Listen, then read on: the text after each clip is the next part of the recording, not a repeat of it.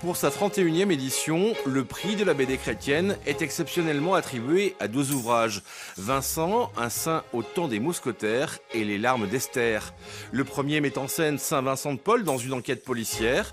Le second parle d'une servante répudiée par son maître à l'époque du Christ. 7 jurés ont choisi ces 2 ouvrages. Parmi eux, un prêtre, un pasteur, un journaliste et un libraire.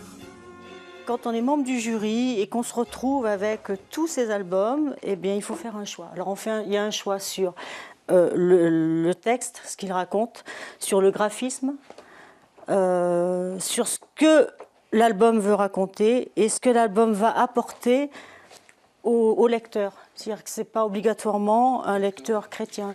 Parmi les BD sélectionnés, il y a certes des éditeurs plus spécialisés, mais leur orientation religieuse n'est pas un gage permettant d'obtenir un prix. Le panel est ainsi très large, de Lombard, d'Argot, Bayard, des éditeurs plutôt généralistes qui peuvent évidemment se retrouver parmi les albums sélectionnés. C'est pas pour faire du prosélytisme, on n'est pas là pour enfoncer l'évangile dans la tête des gens, non. C'est permettre à tout le monde de découvrir l'évangile comme il a envie de le découvrir. C'est-à-dire que Vincent pourra être lu comme une BD historique. Les critères de choix qui déterminent la sélection restent néanmoins attachés aux valeurs chrétiennes, protestantes et catholiques. Aller vers l'autre, l'amour de l'autre, l'accueil, le respect. Vincent, il a accueilli les plus miséreux et il les a respectés. À sa création, le prix de la BD chrétienne a reçu le soutien de la Conférence des évêques de France, dont le très médiatique Monseigneur Di Falco était à l'époque le porte-parole.